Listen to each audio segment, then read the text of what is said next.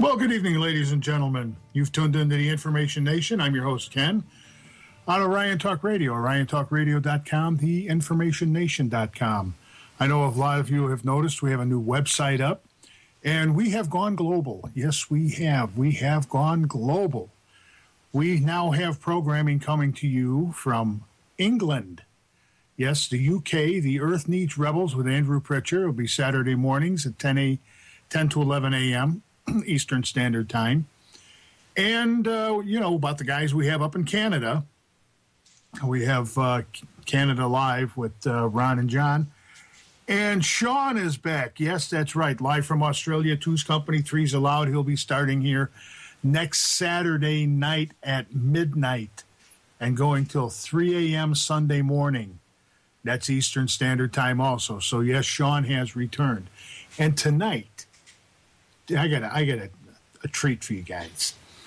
We have another new host. He does a show called The Sound of Freedom. It starts tomorrow, Monday through Friday, 7 to 9 p.m. Eastern Time. The Sound of Freedom with Ryan Brooks. Ryan, how you doing? I'm doing great, Ken. Happy to be here. Hey, we're glad to have you, I'll tell you. Station's growing by leaps and bounds. We got great guests, great hosts coming on with great guests and great new ideas. So why don't we get right into this? You were in the military, if I remember correctly. You were in the Army? Yes, sir. I was a cavalry scout in the United States Army for 5 years. And you were hooked up with Enduring Freedom. Yes, my unit pretty much was sent. I was actually, the brigade I was in is now known as the Brigade from Hell, and we were sent before the troop push that Obama sent in. So we were sent down to the Pakistan border to clear the road and get ready for the big surge. Ah. Hey, what do the guys, seeing as you haven't been out that long, what do the guys think about what's going on, not only over there, but over here with these drones and blimps and everything else that they want to use? Well, I tell you, one of the things that started to really freak me out, Ken, was towards the end of my time. I got out in December. I would just ask some of the younger soldiers, 18, 19-year-old kids who are now in Afghanistan right now. And I'd say, hey, soldier, what's your First Amendment? Who was the first president? Things like that. And you would be appalled to know how many soldiers don't even know the First Amendment of the Constitution. However, I will say, there is a small group of soldiers who are aware, who do understand what's going on. But from my experience at Fort Lewis out in Washington State, a majority of the soldiers out there are just completely, they're watching their TV, thinking everything's fine. They're fighting the war on terror, and they don't even know, the official story on 9/11, if you can believe that. Holy crap. That's scary in itself, because what I was getting at was I was just wondering if the military was called upon to go after the civilian population, do you think they would?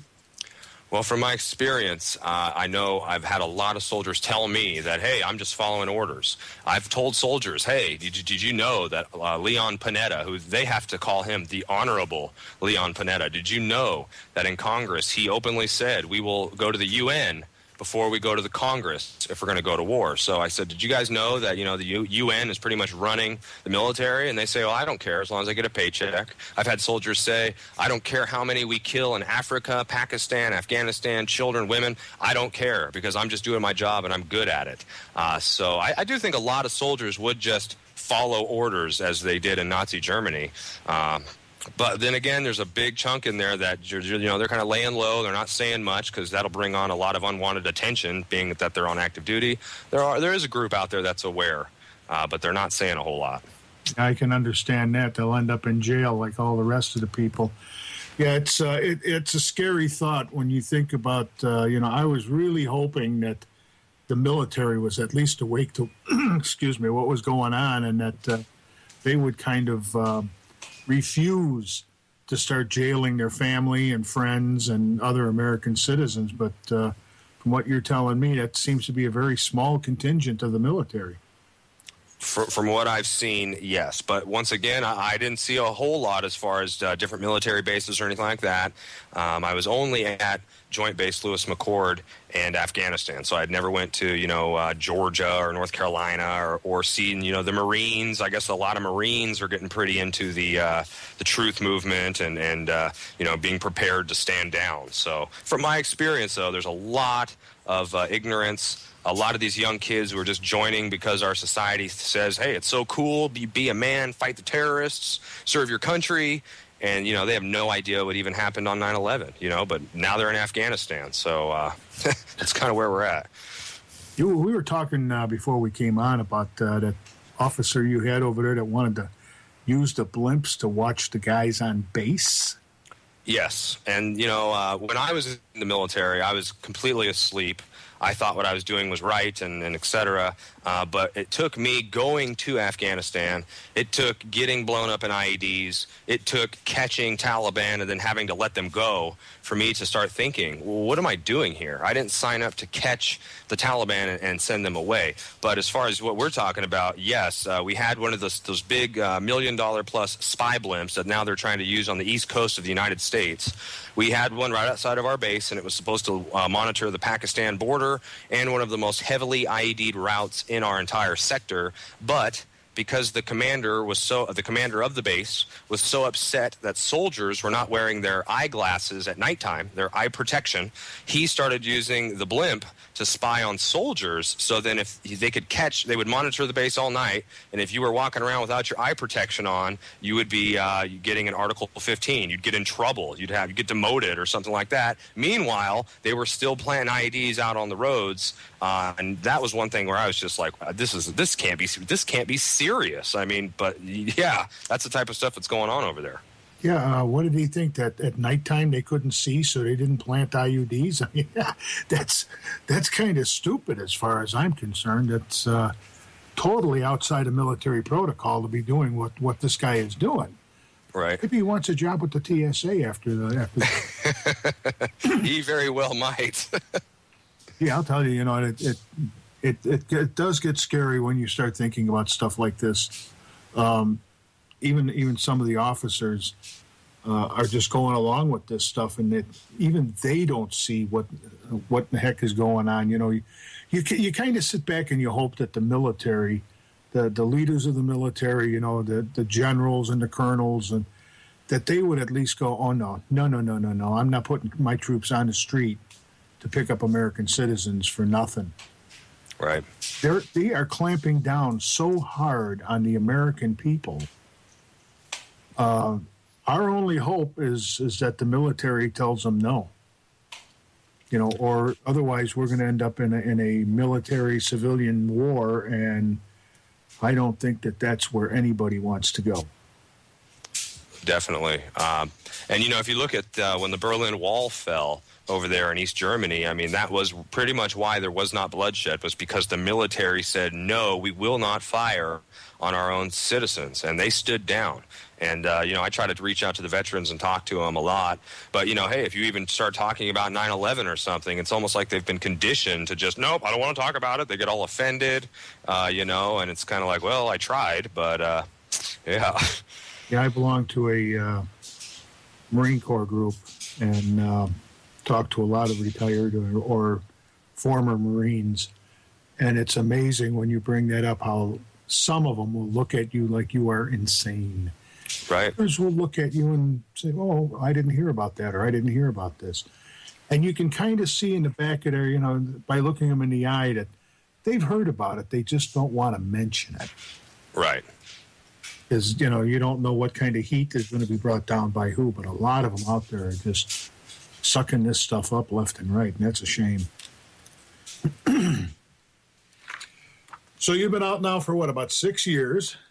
No. I got out December of 2011. I've been out for about 8 months. Oh, geez, you're a newbie. I'm a newbie back to the real world. Yeah. It's amazing how terminology never changes, because when I was over in Vietnam, that's what we call the States, the real world. going home to the real world. Yeah. Well, we got a break coming up here in about 25 seconds. We'll continue on with this discussion. I have a few little articles I thought you might be interested in discussing, basically to do with what's going on in this country. So, ladies and gentlemen, this is Ken for the Information Nation. My guest is Ryan Brooks of Sound of Freedom, and we will be back in 3 minutes. Don't go away.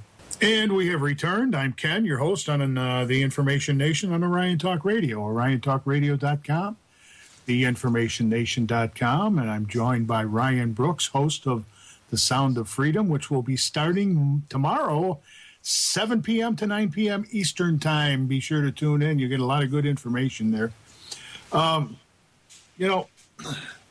To get back to this Afghanistan, what's going on in this country thing, I had read, about Fast and Furious and what in the heck is going on there. Oh, yeah. And it's interesting because it was put up that a cartel member makes startling claims about Fast and Furious and how he, this is that cartel member from the Mexican Sinaloa cartel, and I covered this last week quite extensively. Apparently, this goes all the way back, incriminating both the Bush and the Obama administrations, that they were sending drugs in or guns in through the Bureau of Alcohol, Tobacco, and Firearms, and getting guns in exchange for it. I'm just wondering, did they have any of the guys in Afghanistan guarding any of the poppy plants? Oh. just by chance, just a strange little question there. It's funny you bring that up, Ken. When I went to Afghanistan, I saw some of the largest, I've never seen a poppy field in America, but in Afghanistan, I saw huge fields of poppies. And you know what was dead center, smack dab in the middle of the poppy fields? Our friends, the Afghan Border Patrol, stoned out of their minds. They'll grow huge plants of marijuana right on their base and sit there and smoke all day, and they pretty much run the opium. So without a shadow of a doubt, we are involved with opium. Whenever we've made a drug bust, which we made a lot out there, Ken, we were not allowed to touch it at all. We had to secure the area until the CIA showed up in black SUVs, just driving out of nowhere in the middle of Afghanistan. They confiscate all the drugs, and we never saw them again. Well, that explains a lot about the CIA. They're all stoned. Yeah, I would be willing to bet that too. I mean, it was just incredible, and so many soldiers didn't even think twice. Like, oh, that's the CIA. They're just doing what they got to do. I'm sitting here like, well, why are they just driving around in a black Suburban through Afghanistan? Like, where did they come from? So pretty strange stuff over there. Yeah, black Suburban in the middle of a war zone. They don't stick out like a sore thumb, do they?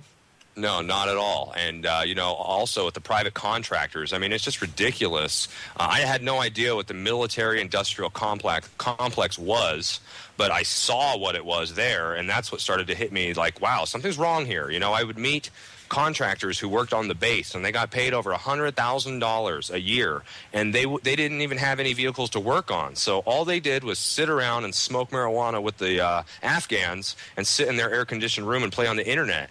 And they just thought it was the coolest thing in the world. And to make it worse, that's what the soldiers want to do, because it's like, hey, I'd rather be a contractor because it'll be much safer. I'll make 10 times more money, and I'll do a lot less work.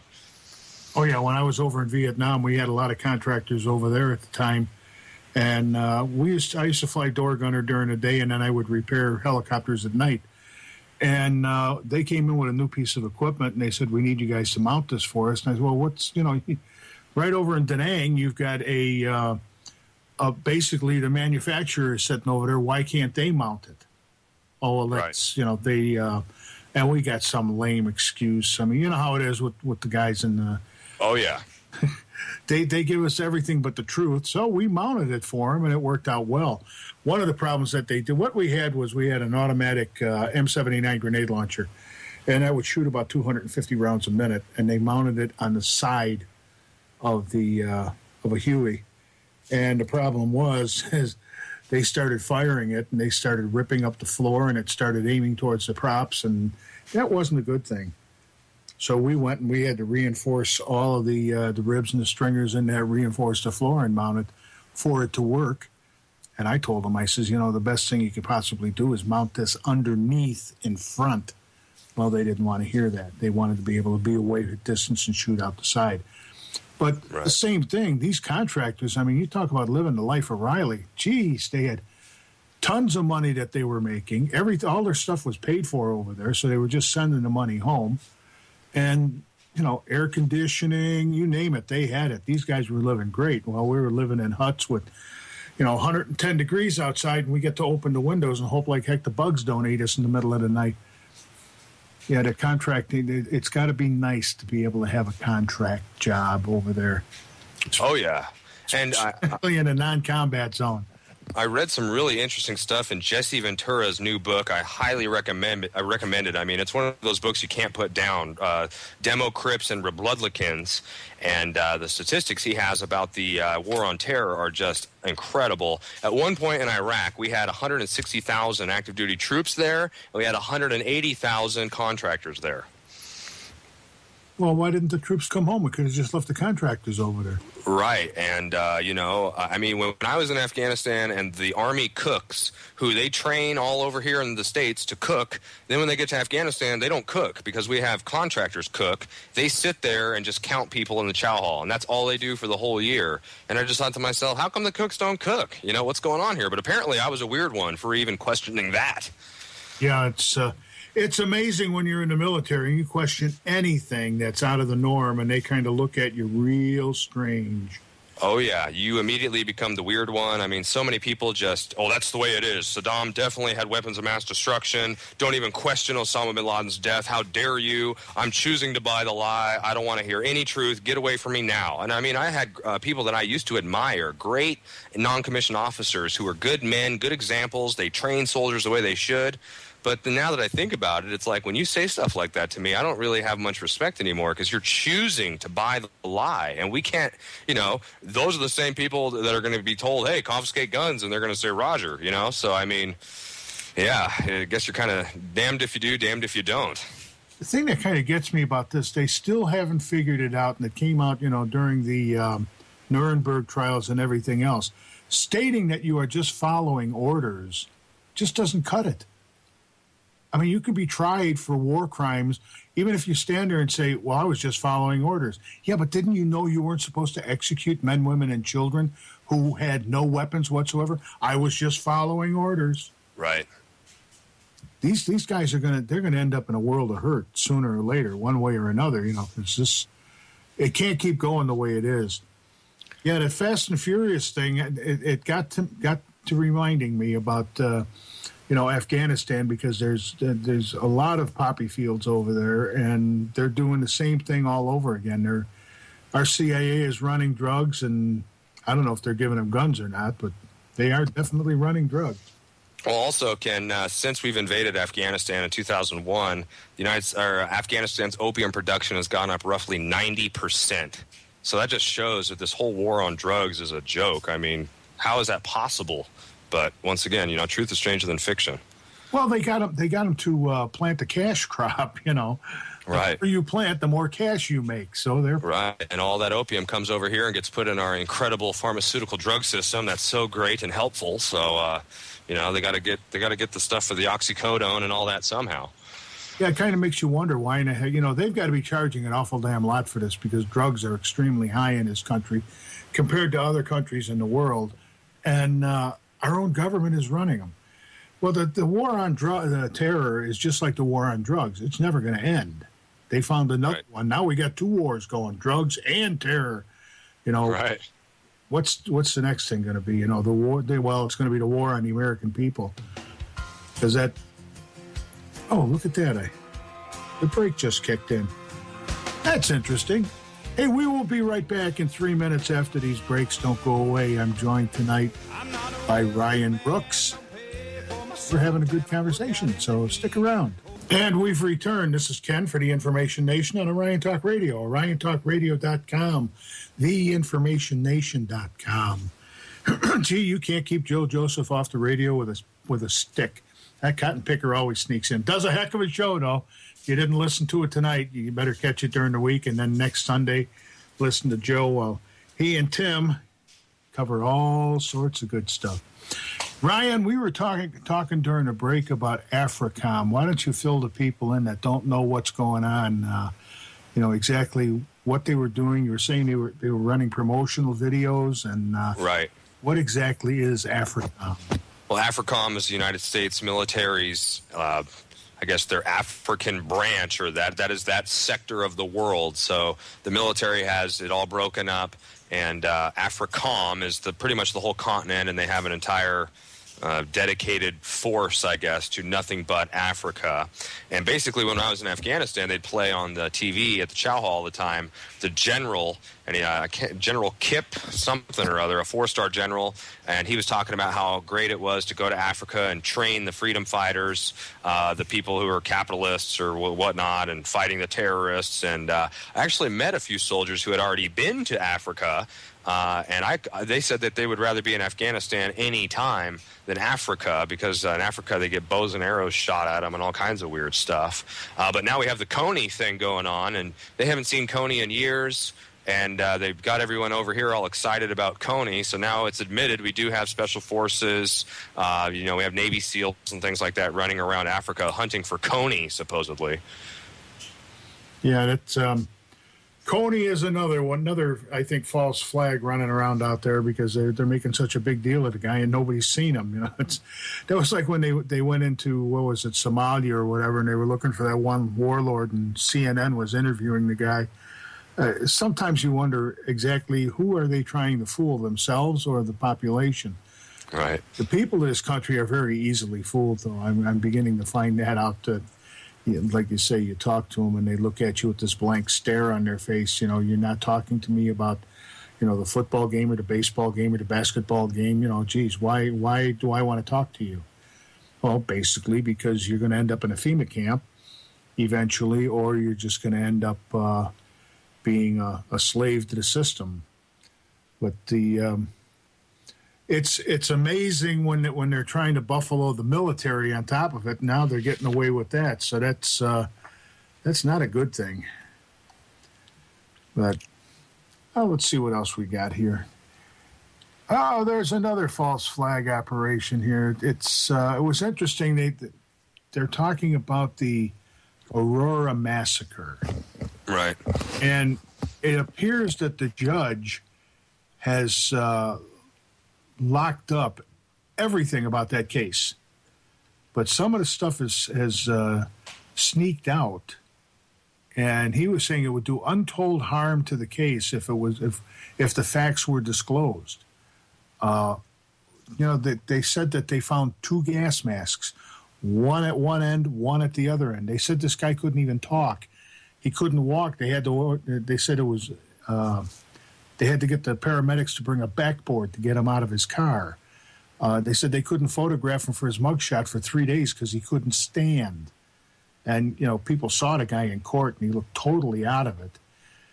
The thing is, though, his father is supposed to testify before Congress on the banking scandal. Could that just be coincidence? Well, Ken, I've just been going on such an information overload myself with everything going on in the news. I am under the understanding that, yes, his father basically had some research or some evidence where he could name names as far as these people who are taking advantage of things like the TARP bailout and things like that. He could put a name to the face and identify these people.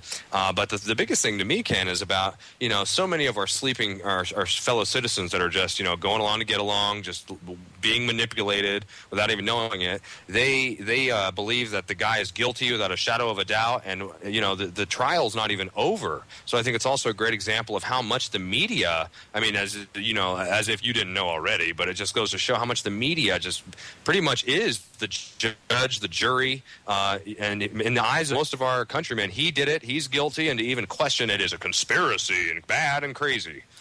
Well, that's what kind of gets me. You think, especially in the case that you talk to people and go, "Oh yeah, he did it." Well, how do you know he did it? What? Right. 6 o'clock news. Right. But this guy, when he was sitting in court, he was so out of it. Anybody who's ever seen anybody on any kind of heavy sedation, this guy was just totally out of it. And there were reports that he was talking to one of the jail keepers, and he asked them, he says, "What am I doing here?" It would be nothing for them to set this kid up, pump him full of drugs, dress him the way they did, stick him in the car, commit the act, go out the other way, and let the cops find the guy. But nobody's saying a thing. My question is this. Can anybody identify him as the shooter? Just because you're wearing a red jacket and I'm wearing a red jacket and you go in and shoot the place up, but you've got a ski mask on and they pick me up because I'm wearing a red jacket, does that put me in the building? What evidence? I haven't heard anything that puts this kid in the building. So, right. Yeah, and it's just with a lot of other false flag attacks. I mean, if you go back and you research and you look at all the first reports, all the eyewitness reports, they differ so much from the mainline story, I guess, once the deceptive mainstream media gets a hold of it and the Big Brother gets involved. And, there's a lot of stuff out there where there's numerous people from the theater saying that there was a couple of different shooters. The guy was wearing a mask. He didn't have red hair. I mean, so many contradicting things here. We just don't know what to believe at this point. But I just think it's interesting how it's almost this guy, James Holmes, is almost exactly like Sirhan with how he's acting and everything he's doing. What gets me with this, I watched some of the interviews with the eyewitnesses, and you would think that if the guy sitting next to you supposedly gets a phone call and stands up and walks over to the emergency exit, if he had bright red hair, you'd notice that, unless he was wearing his gas mask. I don't know. And the other thing is, this was an emergency exit. What happened to the alarm? Or does the theater just figure, well, people get out and let the rest of them burn to death. We don't care. There are so many questions. And that's the thing, it's not a conspiracy theory. It's just questions. What happened to the alarm system? Is the theater being fined for not having an alarm on emergency exits, which they should have had? There's so much crap going on. The one guy said that, there were tear gas canisters or gas canisters, but they came from two different directions. There's just too much crap. 2 gas masks. The guy is totally out of it, and then his father is going to testify before Congress. Oh, that's not a red flag at all, is it? Yeah, and I just think it's funny. I'm in the chat here, and somebody's saying MK Ultra. And, on my show a couple weeks back, we really started getting a lot of, I don't know if they were trolls or what they were, just getting into the show, getting into the chat room to try to disrupt it. But the guy said, MK Ultra is a conspiracy theory, and I just don't believe it. So I gave him a link to my YouTube channel where I have a 1979 documentary by ABC with CIA agents on there talking about what they did. And his excuse was, I don't get my info off YouTube. I research from credited, whatever. I just thought it was so funny, the mentality, though. They just, stop trying to confuse me with the facts. I've made up my mind, and nothing you can say will change my mind. It's just illogical. It doesn't make sense.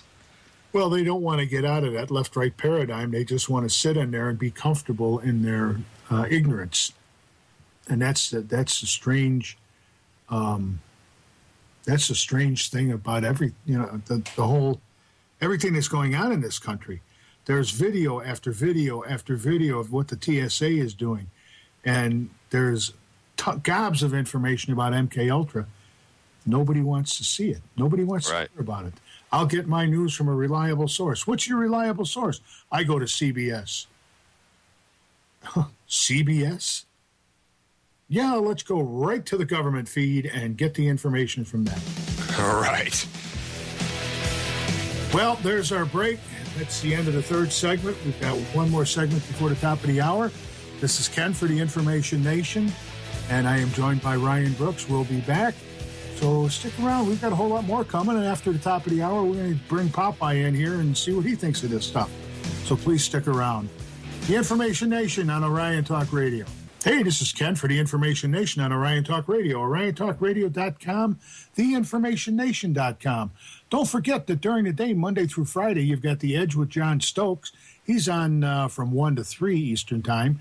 And directly following him is the Tom Donahue Reports, and he's on from 3 to 5. So we've got a full day of programming here for you. We also have Morning Brew with Gwen Caldwell and Neil Bigelow, and she's on from 12 to 1 Eastern Time. Monday through Friday. So we're going to get back to our discussion that we're having here with Ryan Brooks. Ryan's starting tomorrow. The Sound of Freedom on Orion Talk Radio, Monday through Friday, 7 o'clock till 9 o'clock Eastern Time. And you're getting a sample tonight of what Ryan's going to be doing, and he does it quite well. So we hope you'll tune in and listen to him. We were talking a little bit about Social Security and how now they're going to pay us off in bullets, apparently, because they've purchased 174,000 rounds of hollow point ammunition.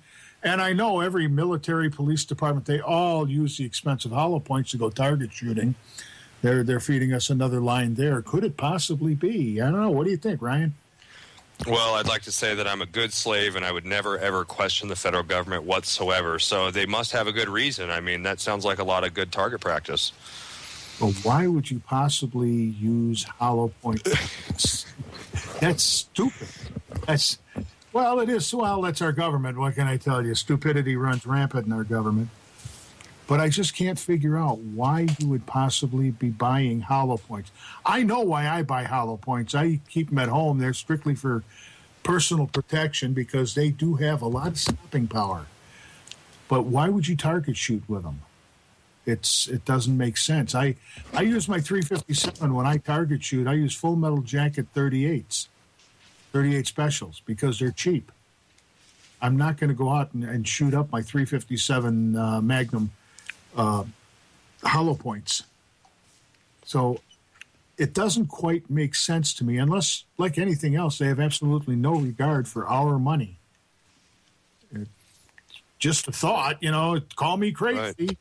You're sounding pretty crazy. I mean, the federal government is spending our money out of control. I mean, that sounds like a conspiracy theory, Ken. I just can't. I can't even fathom them doing that. Oh my gosh, they're going to be knocking on my door, taking me to Cambridge next to watch videos. I'll have to. They'll torture me by watching 3 hours of Janet Napolitano going, "See something, say something, see something." Oh my goodness. There is a whole group of these people that are just totally out of control. I want to play a real quick clip here about how the United States government created Al-Qaeda, and we'll get your input on that. Is the United States supporting Al-Qaeda in Syria? Reality Check looked at a report by Reuters last week that indicates the answer is yes. So why did an Irish journalist claim that Ben was supporting propaganda in support of Syria's leader? Ben has the Reality Check you won't see anywhere else.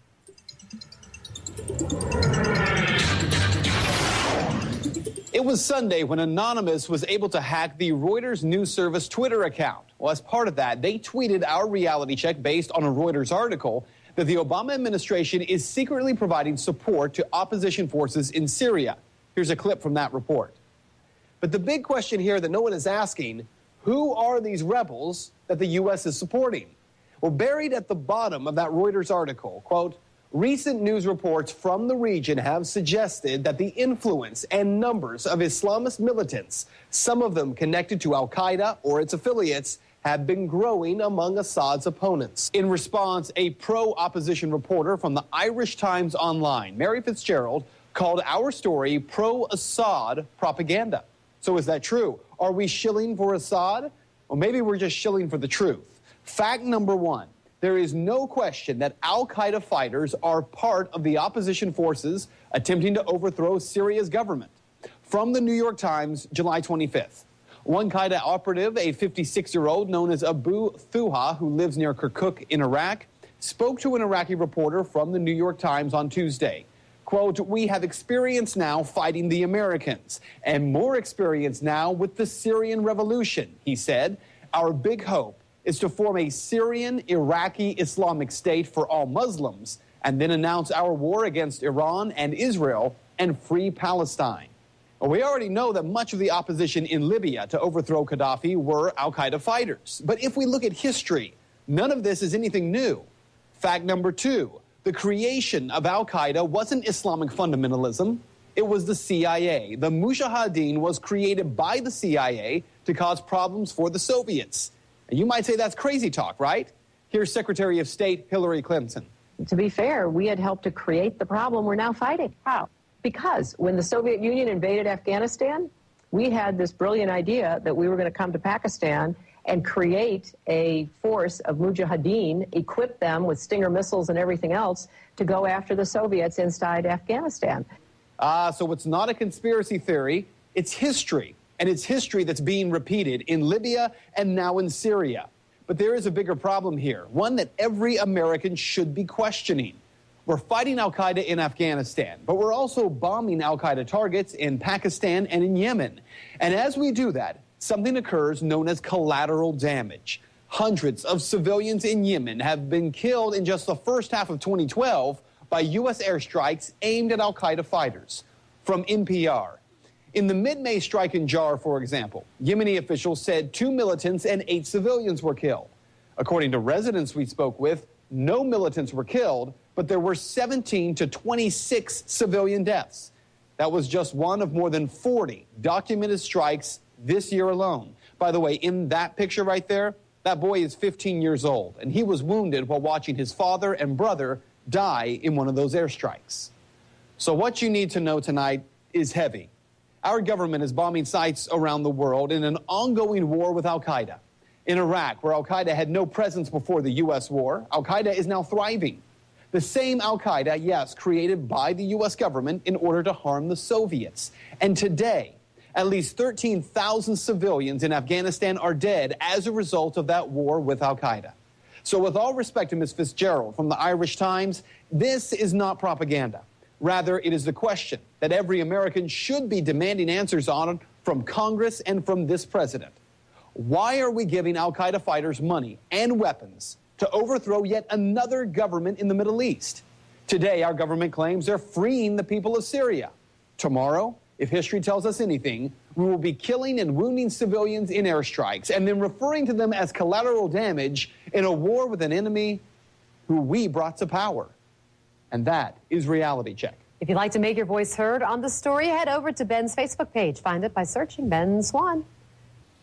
Yeah, we're pretty good at collateral damage. That's been spoken about in every cotton-picking war we've ever been in. You know, we drop a bomb on a hospital and go, oh, well, you know, collateral damage. But they had a weapons cache in there. So the same people that we helped fight the Russians, you were fighting over in Afghanistan. That's what I thought I was going over there to do, Ken. Unfortunately, you know, I had things happen when I first got there. Like when we really first started doing our missions, we had to use our high-tech, high-speed surveillance equipment to watch the border of Pakistan, and we'd get intel saying, hey, you know, you've got an al-Qaeda cell or you've got a Taliban cell, 10 to 15 guys coming over the border. So get ready for them, and then when you see them, we'll get them. You know, artillery or whatnot. And I had this happen a few times where we would watch the Taliban or al-Qaeda, I guess different groups for different times, but both of them really, come over the border, and we would be watching them in real time saying, hey, we've got eyes on, and they'd say, okay, come back to base. And then the next day or 2 days later, there'd be a magical IED somewhere because now we have a new group of 20 Taliban or 20 al-Qaeda running around in our area, and we watched them come over the border. We couldn't do anything about it, and a few days later, somebody would die from the U.S. So when I started seeing things like that, I started to wonder, like, well, what the... You know, we had times where we caught an al-Qaeda bomb maker. He blew up an IED on accident or something, blew his hand off and a chunk of his face, and we caught him at a traffic control point, and we did the biometrics on him that they're now doing to Occupy Wall Street protesters in New York. We ran his one good iris and his good left hand, and it came back with about, I think it was like a 90% return ratio of like, yes, this guy's confirmed al-Qaeda, we know who it is. We called the base and said, hey, we caught an al-Qaeda, and they said, let him go. So, it's just so confusing over there. And also, Ken, when I saw stuff like that, it made me realize, like, you wonder why suicides in the military are at an all-time high. You wonder why so many troops are alcoholics and drug addicts. It's because I believe when they come home, something in them is trying to justify and rationalize what they did, because they know in their heart and in their head, deep down, that they didn't go over there to do what they thought they were going to do. And then comes the depression, the drinking, the drugs. You know, we had the same problem with guys that came back from Vietnam. A lot of them got into some very drugs. I can only imagine. Now we got into a break. I don't know why, but anyhow. Hey, this is Ken for the Information Nation on Orion Talk Radio, oriontalkradio.com, theinformationnation.com. Stick around, second hour, we're going to have Popeye join us, and we ought to have a lot of fun with 3 veterans of the military. So we will be back in about 6 minutes because this is the top of the hour break, gives us a chance to go get a cup of coffee and relax out for a little bit. We'll be right back. And we have returned. This is the Information Nation. I'm your host, Ken, on Orion Talk Radio, oriontalkradio.com, theinformationnation.com. And I am joined tonight by Ryan Brooks, whose new show is The Sound of Freedom. And that airs Monday through Friday, 7 p.m. to 9 p.m. Eastern Time, starting tomorrow. And we've also been joined by Popeye from Federal Jack and Down the Rabbit Hole. Gentlemen, what's going on? Let's not everybody talk at once here. I was going to let Ryan to go be here first. as usual. Here we go. I was going to let poor Ryan go at first. Oh, man. Let me welcome Ryan to the network. Welcome, Ryan. Thank you, Popeye, and I'm just really, really excited to be a part of this. Got a lot of stuff to talk about, and I found a good home here on Orion Talk Radio. I just have so much fun talking with you guys. I forget that I'm actually on the radio. That's the way it should be. That's how right. the best radio out there actually gets broadcast, is when you're just comfortable talking, having free flow of information going back and forth. I can't stand when you get on like a radio show or someone brings you on for an interview or something and it's like just tense.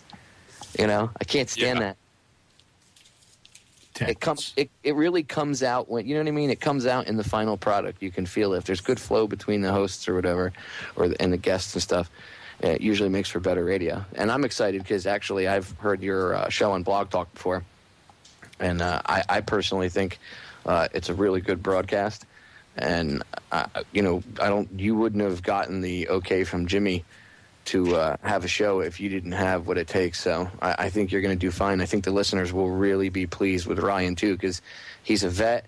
He's got combat experience. He's actually been in close with the enemy, or what he was told was the enemy, and then now he comes back home and finds out that he's the enemy. So I think you're going to get, as a listenership, a unique perspective from him. So good luck, Ryan. Congratulations. Well, thanks, Popeye. And, somebody's got to represent for Western Washington, for FEMA Region 10. I mean, when people hear Washington, they think of Obama supporters and trendy hippies, and there's a lot of them out there.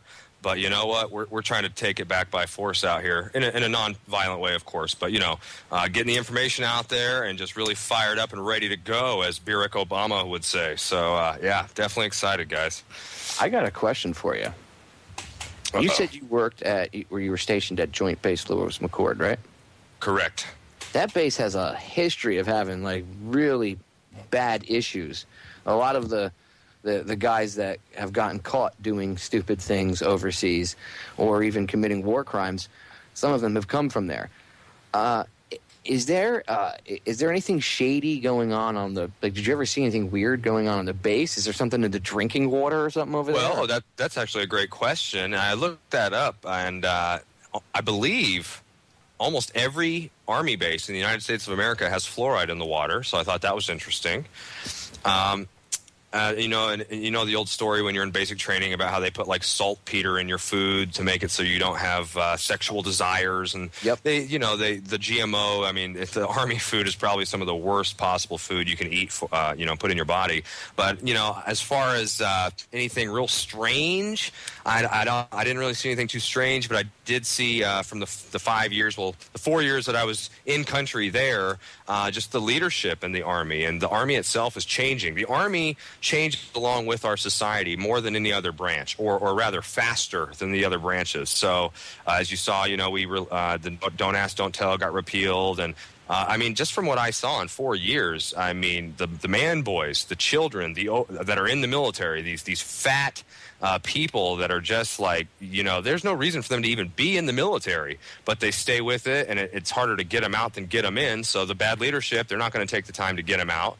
So, it's just pretty disturbing. But also at Fort Lewis, I guess because we have a lot of really, really, really good drugs in Washington State, they have a big problem with soldiers once they get off the the base, they find the good drugs, and then that causes even more problems. Well, that's what happens when you hang out with a bunch of hippies. They usually got the good stuff. Yeah.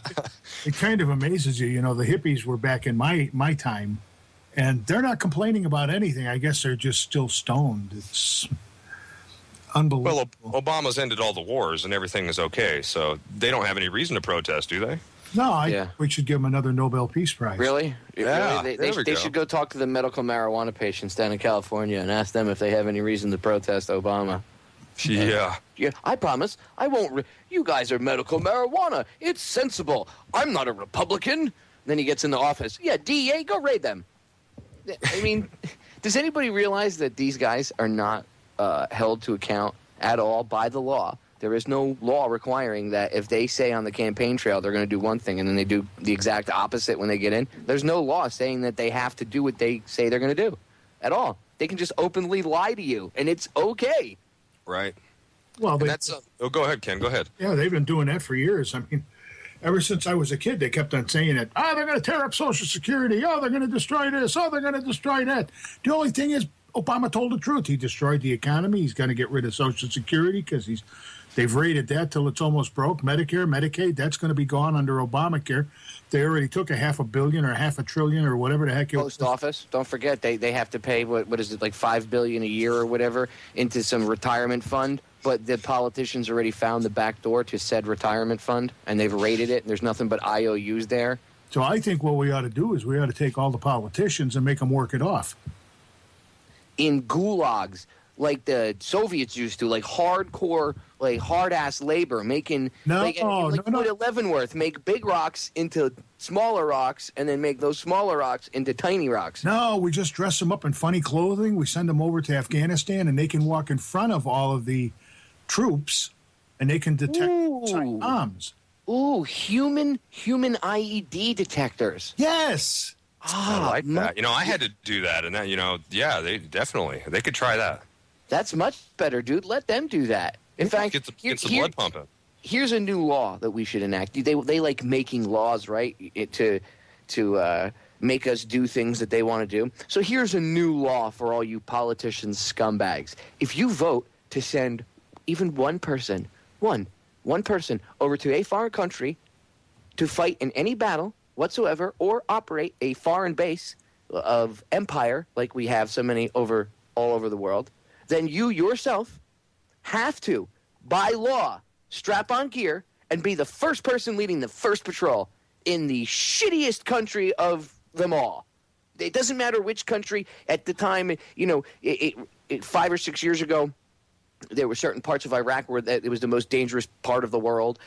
Now it could be certain parts of Afghanistan. Wherever it happens to be when you vote for that war, you have to go lead the first patrol. And you can't leave. You have to stay there for a minimum of 6 months. No politician bullshit, none of that. You have to go fight. And if you don't, then you go to jail. I think, John McCain, I think we ought to send him to a hotel. The Hanoi Hilton, we could send him back there and then see if he's still as pumped up about war as he is. What's he going to do? Go, rat out more POWs and cause more people pain? Whatever it takes. No, only this time there'll be nobody to rat out. He'll be the only one there. They should, if anybody should have gotten left in Vietnam, it was McCain. They should have brought everyone else home and left him there. He makes absolutely no sense to me. He saw the ugliness of war. He saw what being a POW was, and he's one of the biggest hawks we have. This guy would turn around and attack France for a little girl who stole a piece of chocolate candy. And he's worse because he'll sit there and tell you how, I love the veterans. We need to help them. I love veterans. Bring them home. Honor them. And then he's the first person to send them into wars of aggression all over the place where they shouldn't be, to die for lies. So, no, you don't love the veterans, because if you really respected any of them or any of the active duty military, no matter what the friggin' branch is, you'd bring them all home tomorrow from every base overseas and tell all these other countries, you know what, it's time you defend your own shit. End of story. Stop with this empire-building crap. Yep, that's absolutely true. Him and Lindsey Graham, and who's the other one? Lindsey Graham, Lieberman, and John McCain, the three warhawk morons that you see on the Sunday morning shows. We need to give the rebels arms. You mean you're already giving them arms? You're just looking for a reason to justify it. Well, they're not only giving them arms, they're giving them legs and heads and everything else they can possibly give them. But, I won't even say it, Ken, because you set it up for a comment, and I won't even say it. Right, I did. I'll leave it alone. Oh, terrible. But I guess you could say that, in a way, yes, Lindsey Graham, John McCain, and Lieberman are giving head to Al-Qaeda. Okay, well, we're coming into break. There's the bumper music, and we'll be back with more of this enthralling conversation about getting head from John McCain after the break. This is Ken for the Information Nation on Orion Talk Radio. No, thanks. I'd rather spend a week in the Hanoi Hilton. We have returned. This is Ken for the Information Nation on Orion Talk Radio, oriontalkradio.com, theinformationnation.com. As a lot of my listeners know, I live in the state of Illinois. It used to be called the Land of Lincoln. They're changing that name now to the Slave State. I don't know if anybody's heard, but we've passed a new law here in Illinois. Do you know that you cannot buy drain cleaner without having a photo ID and letting them write down your name, your address, and you have to sign a logbook because terrorists might make bombs out of drain cleaner and toilet bowl cleaner and ammonia. How do you like that one, Popeye? Are you kidding me? No, I'm not. I got the call. My wife was actually talking to her sister, and her sister went to buy some drain cleaner, and she couldn't understand why they wanted her driver's license, a photo ID, and then they had to write down all her information. And then they told her, well, you know, it's a new law that was passed in Illinois here, and it's so somebody doesn't come in and buy this stuff and make a bomb out of it. My sister-in-law, who is, I mean, I'm surprised you guys down in Florida don't hear her snoring. She is so asleep, goes, well, it makes me feel safe. From what? The toilet, well, in case you know. Well, lady, have there been any terror attacks in the United States with toilet bowl cleaner or Drano? Idiot. I guess there are in her neighborhood. And people are so dumb. Well, you know, TSA can feel my daughter's boobs up because it makes me feel safe. Really? It makes you feel safe? When was the last time TSA caught any terrorists?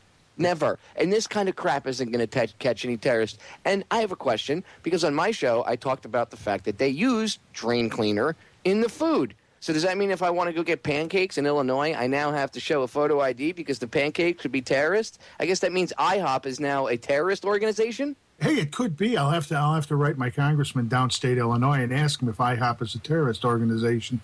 But I found that relatively interesting. My wife told me that. I said, no, she can't be right. So I went online and I looked it up, and sure enough, you'll find the article on my website, theinformationnation.com, that Illinois has changed the law, so now you have to present a photo ID. Now, I want to know is this: where are the Democrats screaming and hollering that this is discrimination? What about the people that don't have photo IDs? I mean, you know, you're making a big stink about them not being able to vote.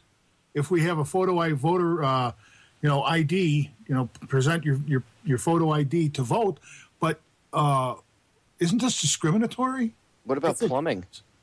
Road Dog actually brings up a good point in the chat. He said Roto-Rooter equals terrorists. Yeah. So I guess every plumber in the state of Illinois is now going to have to, log themselves in with Department of Homeland Security? I guess so. They're all going to have to get probably permission from them to go out and Roto-Rooter your pipes.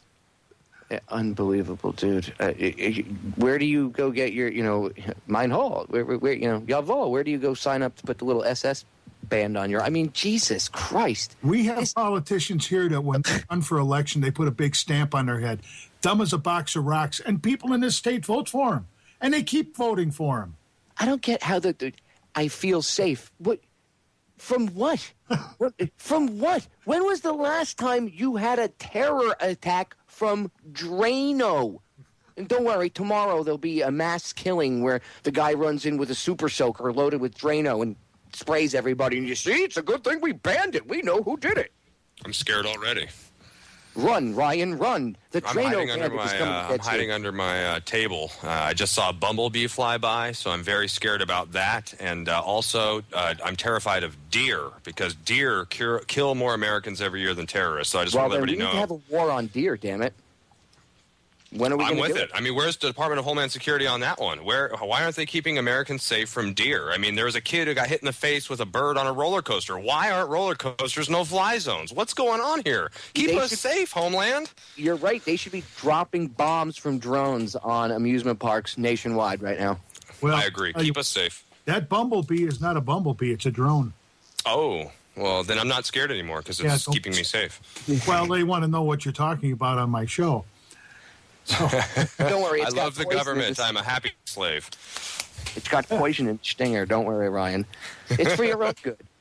Trust me. Them poisoning you is for your own good. You just don't understand it yet, but you will. You will. I'm not that dumb. I won't. Yeah, I know. Ugh, it's just disgusting, dude. Ugh. Have you guys seen the Mr. Janet Napolitano human dung beetle trash woman on the Walmart screens talking about if you see something suspicious, tell a Walmart supervisor? Oh, yeah. Yeah, that'll... I mean, what's suspicious? Like if they have shoes on, if they have all their teeth? I don't understand. I mean, I'd be very confused.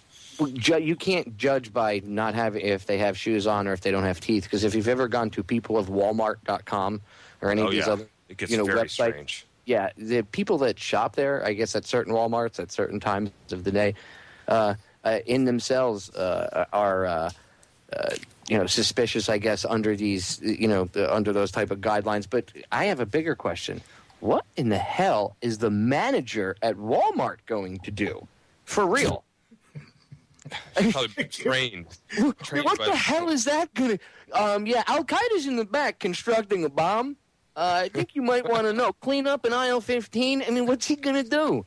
Give him a coupon. Unbelievable. It's gotten strange here in Illinois. I mean, not only for all you criminals out there, I want you to know that this is a gun-free state. So come on in and have your way with our banks and, They were going to take care of you with Drano, but apparently they can't use that to defend themselves either. So now you can just take over someone's house. And if they have, in fact, I wonder how that would work if somebody broke into a house, right? And they call the police, they catch the robber, and while they're there, the cops are walking around and they see like a thing of Drano out on the counter. Ma'am, did you fill out the proper form for this? And they scan the back of it. According to my scanner, this one right here, this hasn't been registered, so you're going to have to go to jail, too, for unregistered Drano. Huh? I think it'd be more funny to call the police up and say, my house was broken in, and when they say, did they take anything? Hey, they left 10 of my guns here, but they took my drain cleaner. Yeah. Oh, my God. You'd have Homeland Security at your house. I swear to God they'd be there. Do you think it was terrorists? No? No, I think it was a rampant plumber who couldn't get any on his own. It was the Roto-Rooter guy. He was tired of the BS bureaucracy, so he decided to start breaking into houses and just taking drain cleaner. I mean, Illinois has gone way off the deep end. I don't care. If you're planning to move into Illinois, don't, because this state is totally off the deep end. I mean, they will not allow you to protect yourself, but yet, if a guy in a store is being held up and he pulls a gun and shoots the guy, they won't prosecute him because that was self-defense. Figure that one out. He's not supposed to have a gun, but if he gun in self-defense, we're not going to prosecute. Huh? Where do you get said gun to use in self-defense? He probably went to Indiana and bought it. I don't know. I don't know about you guys, but I turned all my guns in at Foot Locker because I got some cool sneakers for it. So, that's right. Over in the West Coast, California especially loves to do that. We'll give you a $50 gift certificate for your gun, and people are bringing in a $1,500 AK-47, and they're it's all decked out, and they're like, yeah, I found this, and they trade in for a $50 gift certificate. Honestly, most of the guns they hand in, if you've seen them, some of the stuff they hand in are old, rusty, garbage guns. But it sucks because some of them are real nice antiques, dude. Oh, man, I'll tell you, this country has totally gone off the deep end. Hey, when we come back, we're going to talk about the NDAA, so don't go away. This is Ken for the Information Nation on Orion Talk Radio, OrionTalkRadio.com, theinformationnation.com. We'll be back. Ken's just upset, ladies and gentlemen, because he didn't get Nikes for his guns. He got Keds. The Velcro. All right, this is the Information Nation. I'm your host, Ken, on Orion Talk Radio, OrionTalkRadio.com, theinformationnation.com. I am joined tonight with Ryan Brooks and with Popeye, who everybody in the universe knows, including the FBI, the CIA. I mean, he's always getting busted by somebody. But I promised you when we get back, we would talk a little bit about the NDAA. So let's see. One more acronym? God, Ken. Yeah, let's see what the Obama administration had to tell this judge. Well, the National Defense Authorization Act may be the most significant piece of legislation in the country when it comes to civil rights, and yet it is rarely even mentioned by the national media, which is why you have probably not heard that the Obama administration may be in violation of a federal court injunction that blocks the administration from locking up U.S. citizens without trial. In our Commitment to Balance News, Ben has the reality check you won't see anywhere else.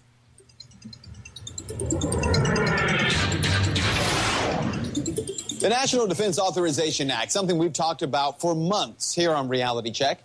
Section 1021 of that bill gives the president the power to arrest and to hold even U.S. citizens who are accused of terrorism or aiding terror groups. And to be clear, this law does not require that the government prove you are working with terrorists. It does not require that you're given a trial and allows you to be held by the government until the end of our war with al-Qaeda, Taliban, or so-called associated forces, even though it's not really clear who those associated forces might be. Yes, it's called the Indefinite Detention Clause, and it means that you can be held by the feds in prison without one shred of proof that you've done anything wrong until the end of our endless war on terror. The National Defense Authorization Act was drafted by Democrat Senator Carl Levin and Republican Senator John McCain, and the bill not only passed Congress easily, but it went to the desk of President Obama, who signed it into law on New Year's Eve 2011, though the president claimed he had reservations. Well, shortly after signing the NDAA, the White House released this statement from the president. Quote, I want to clarify that my administration will not authorize the indefinite military detention without trial of American citizens. Indeed, I believe that doing so would break with our most important traditions and values as a nation. The only problem, as we've told you here, Senator Carl Levin stood on the Senate floor and explained that it was, in fact, the Obama administration who in the first place specifically asked for that indefinite detention power. So which one is it? Does the president want this power or not? Well, consider this. Early this year, a group of journalists and activists sued the government. The claim, the indefinite detention clause violates the due process clause of the Constitution.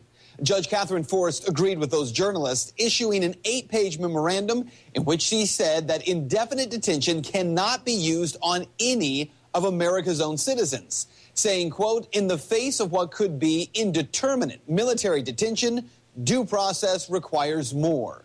Well, instead of abiding by the injunction, the White House has appealed it instead. Tangerine Bolin is an activist who voted for President Obama in 2008. She's also one of the plaintiffs suing the government over this issue and writes about the latest hearing on this issue, saying, quote, Obama's attorneys refused to assure the court in the latest hearing, when questioned, that the NDAA's provision, one that permits reporters and others who have not committed crimes to be detained without trial, has not been applied by the U.S. government anywhere in the world after Judge Forrest's injunction. In other words, they were saying to a U.S. judge that they could not or would not state whether Obama's government had complied with the legal injunction that she had laid down before them. To this, Judge Forrest responded that if the provision has indeed been applied, the United States government itself will be held in contempt of court. So what you need to know is that this issue is not political, it's an issue of law. The NDAA indefinite detention clause, according to a U.S. federal judge, violates the rule of law in the U.S. Constitution. It violates freedom of speech, freedom of press, and the right to due process. But rather than abiding by that, not only is the White House fighting it, the government's own lawyers either can't or won't say whether they've been abiding by a federal order to stop indefinite detention around the world.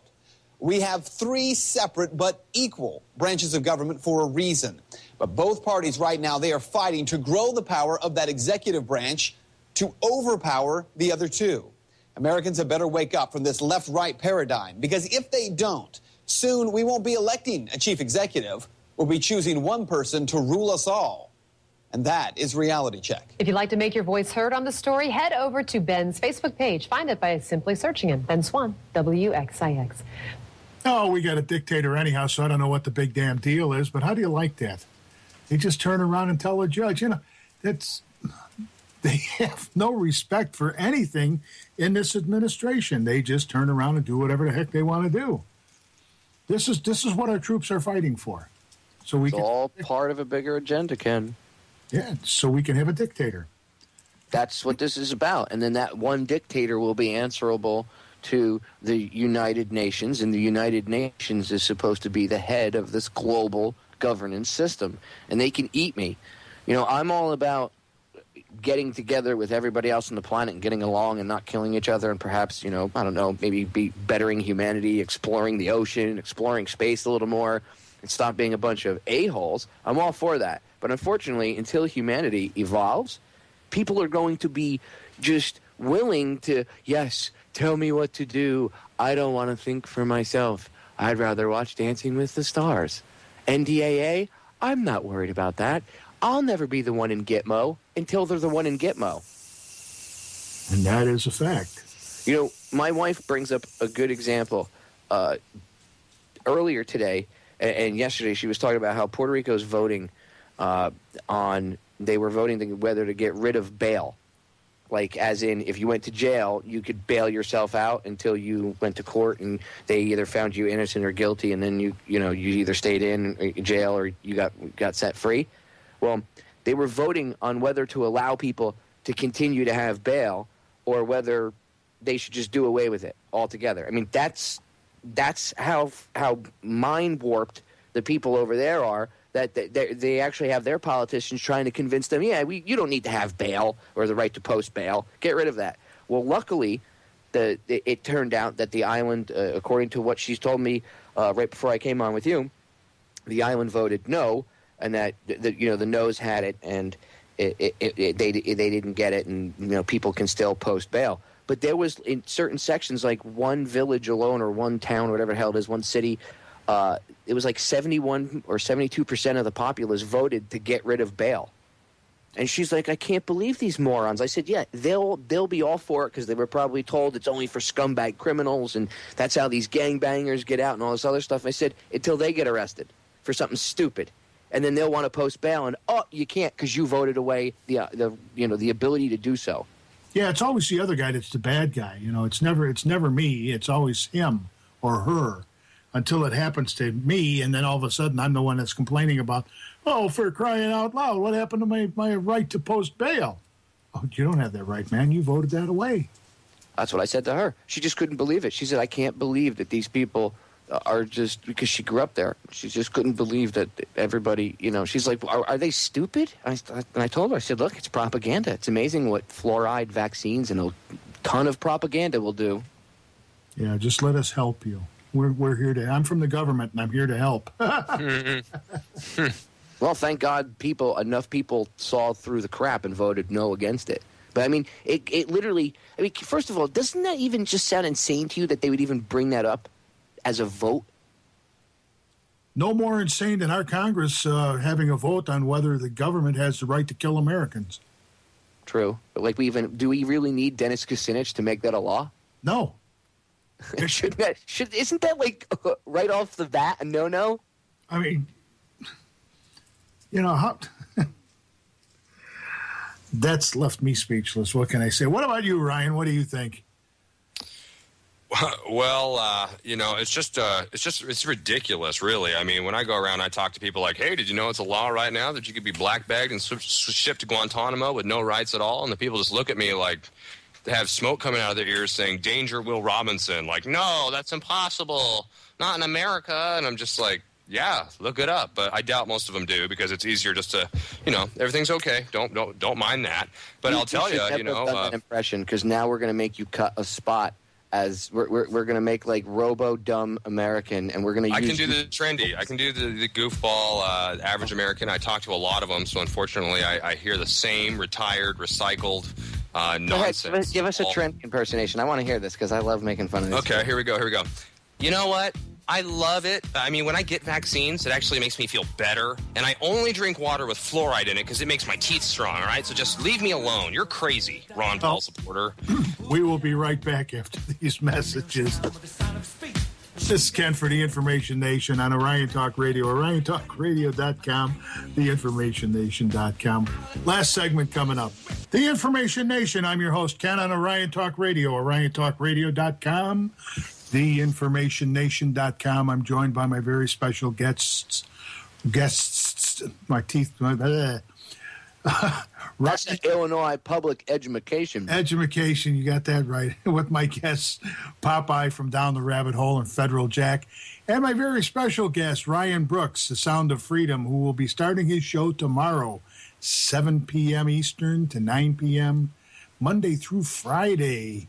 You pumped, Ryan? You ready to go? You ready to rock and roll? Oh, man. I'm really excited, Ken, and yeah, I'm just really, really fired up. We're going to have a couple of guests on from Washington to let the world know that we're fighting back out here.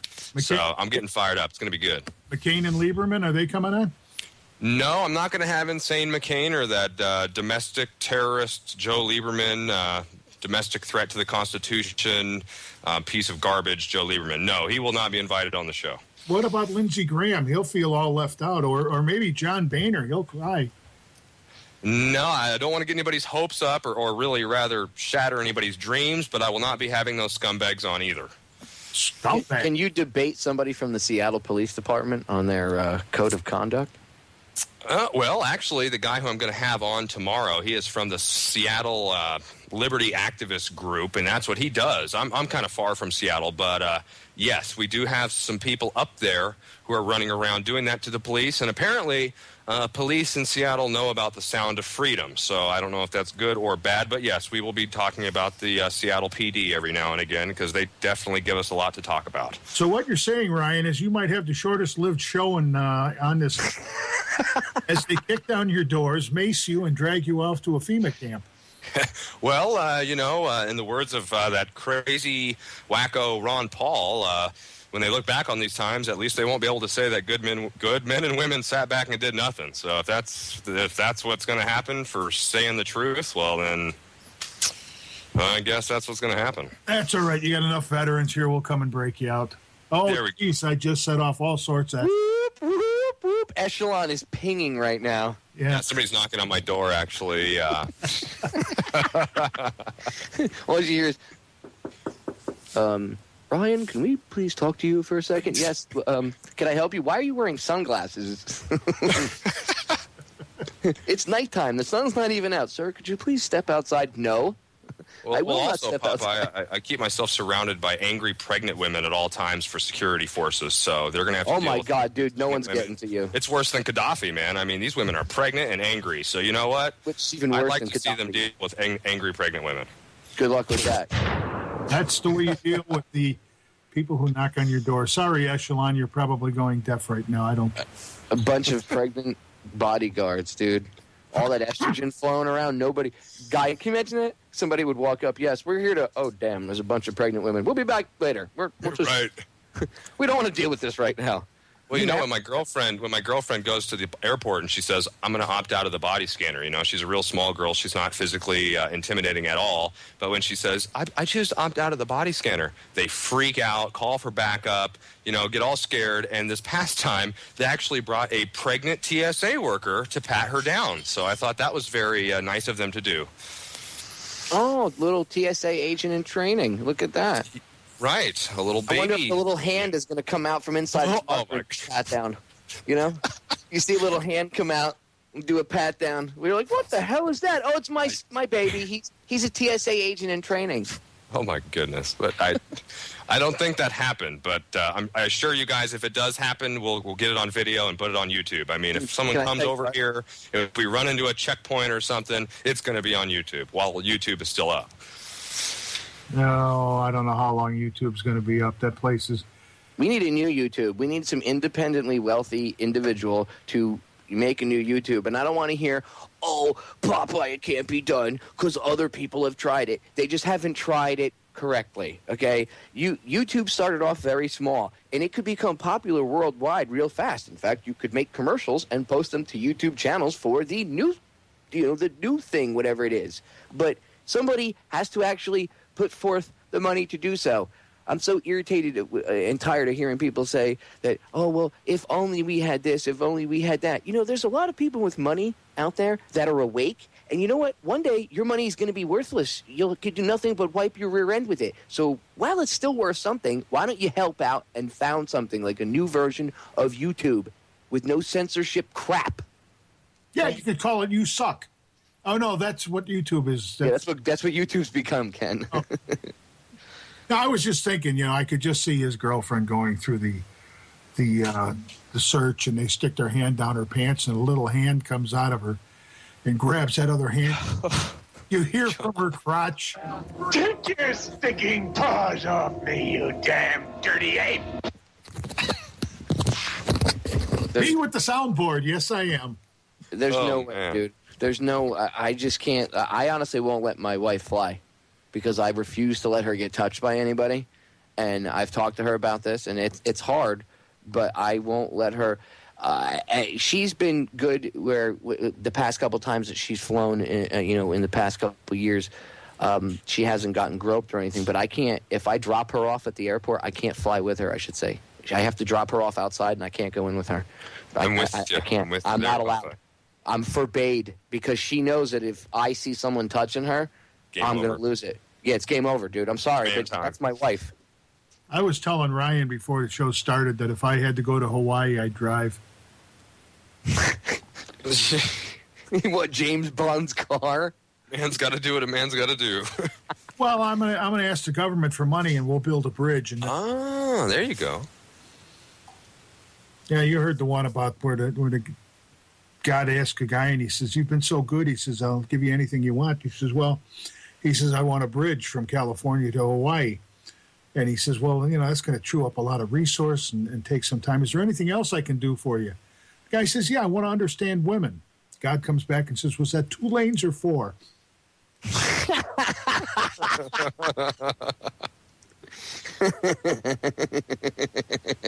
Very good, Ken. Just a little humor. Very little, but that's okay. Very good, Ken. You know what? It would be nice if you could hop on a plane like you used to be able to and, travel and take your family and stuff someplace, but you can't because they have, this security theater. And, come on, TSA, really? I mean, it's already come out from insiders that they hire people on, work release from prison. Is that the guy that you want touching your kid? I've told the story about the grocery bagger at Winn-Dixie, that he was so proud because I happen to have one of my old Homeland Security shirts on, and he saw that it said Homeland Security, and he instantly thought I was his buddy because he worked for TSA part-time. I said, "Oh, what do you do?" He said, "Oh, I'm one of the guys that does the groping and stuff." He wasn't allowed to do anything else but bagging, though, at the Winn-Dixie, because I kind of, did a little digging. His sole job at Winn-Dixie was a bagger. That's it. He didn't do stock, didn't do anything else. So his only thing that he was allowed to do by the Winn-Dixie management, they said, "Wow, this guy is shot. He can only be a bagger." But TSA, they put him in charge of doing the pat downs. Oh, yeah. What about the chat downs? You know about the chat downs now? Those are even better. Oh, is that the one where they're recording? They're got that directional microphone and they can hear what you're talking about, and then they take it. No, you can choose. I guess if you've been a good slave and you've flown a lot without any incident. I don't know the specifics, but certain people are allowed to have a chat down where you get a nice interview from the lovely goons at the TSA asking you, "Where you going? Who you with? Where are you staying?" Like all this nonsense Nazi-style questioning, and you can get that instead of the grope down. But now, I guess, in the Boston Logan Airport, they're having a problem with people being racially profiled because these poor thugs from the TSA are just not doing the chat downs right. The last time I flew, I told my wife, I said, the airlines are now giving Greyhound a bad name because there were so many people on there with pizza and pop, and I was waiting for somebody to come in with a crate full of chickens. It was terrible flying. I don't really want to, like I said, my dad passed away a couple of years ago. We drove to Florida because I was not going to fly. There was no way I was going to fly. And that's the way, if I got to go to California, I'll drive out there. Yep. I'll drive to New York. I don't care. I'll drive to Canada. I hope I can't say Canada. Echelon will go off. I don't fly anymore at all, dude. I used to like to travel with my wife. That's what we did together. Well, our thing was once a year we'd go on a trip somewhere for like a week and a half, 2 weeks. We'd save up the money. That was our thing. You know, we loved to do it. I love spending time with her and taking her all over the place. And I can't do that anymore except driving around inside the United States because I refuse to allow some scumbag to put their hands on her because I'll be in jail because that ain't going to happen. I'm not letting anybody grope my wife. I don't care. Well, the thing is, it used to be a time when people would get dressed up to fly. You know, when I was in the military, you know, uniform of the day, I had the tie on. If it was wintertime, I had my winter greens on. People were in suits. Women were in dresses. Today, man, I'll tell you something. It looks like the Walmart crowd has taken over the airlines. And that's it. Ladies and gentlemen, we are done for the night. I want to thank Popeye from Federal Jack. And I want to thank Ryan Brooks from Sound of Freedom for being my guest tonight. Gentlemen, thank you very much. Thank you, good sir. I think we ripped up the airwaves enough. Echelon is probably now locking and loading, putting on their riot gear, and they're going to go to Florida and Washington and Illinois, and they're going to grab us all. Until next week, ladies and gentlemen, this is Ken for the Information Nation on Orion Talk Radio, oriontalkradio.com, theinformationnation.com, and don't forget, tomorrow night, WTF. We hope you're all there. Should be another good show. We don't know what we're talking about, but we'll be there. Good night, all. Have a good week.